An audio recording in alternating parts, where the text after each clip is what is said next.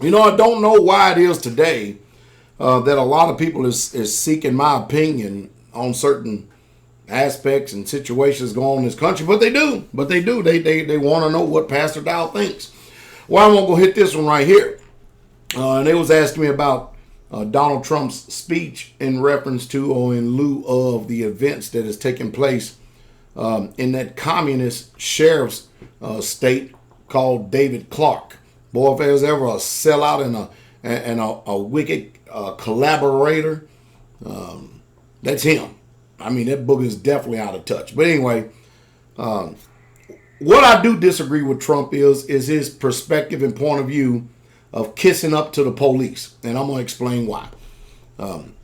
Ronald Reagan years ago said, and listen to me real close before you jump down my throat and start disagreeing, at least afford me the opportunity to hear me out, okay?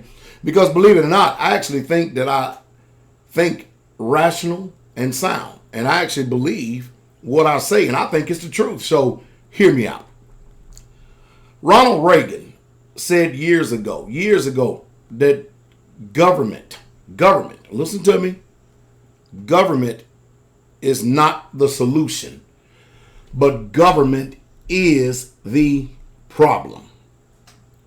Have you people ever seen how fast cops mobilize, law enforcement officers mobilize, even if there's just one person out of order in any community, county, township, city, or state? Man, they have mobilization down to a T. That's something that the United States citizens don't have. But watch this.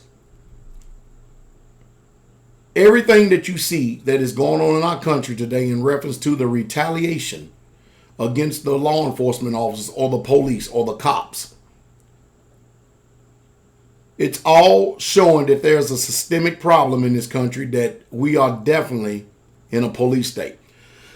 Because you see, Donald Trump is saying and calling for more police officers on the street. We already have enough. They're already eating up enough taxpayers' dollars. They already are. And when there's not enough so-called allegedly, quote unquote, a police, what do? They mobilize and they call out the National Guard.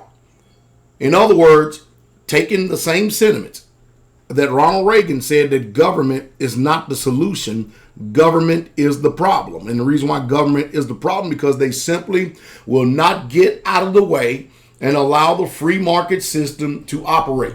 The reason why a lot of corporations have jumped ship and went overseas is because of the high taxation without representation and them having government influence in telling them how to run their business in every aspect of their life.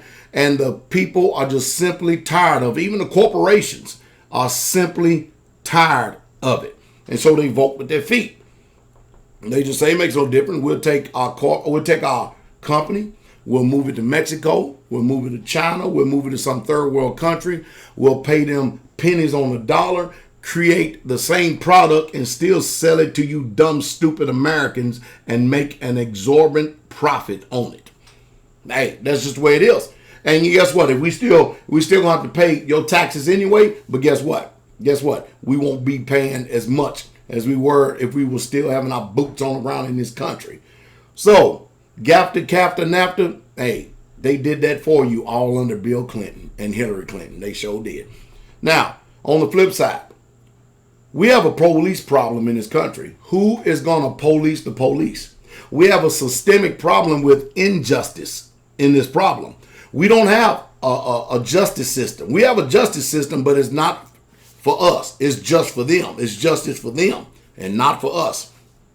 And the people are voting with their feet. Whether you believe it to be a problem or not is totally irrelevant. I mean, in the days of Jim Crow, what I call the American apartheid, do you understand that the system at that time didn't think it was nothing wrong with them? Now we look back 60 years later and go, man, them people had it wrong. Man, did they have it wrong.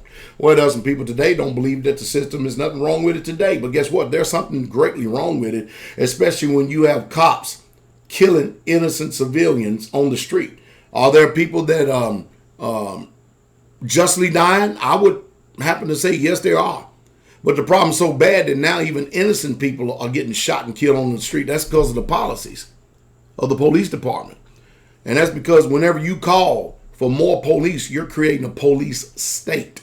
We might as well start goose stepping.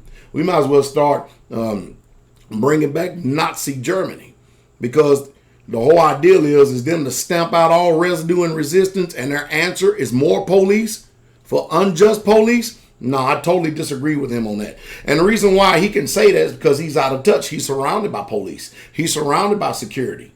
I mean, he's a billionaire. You and I are not. We have to protect our own self. It's amazing how all these hypocrites get up there like Obama and all of them. They turn around and say, they want to basically after our guns, where they say they're not. They are after our guns.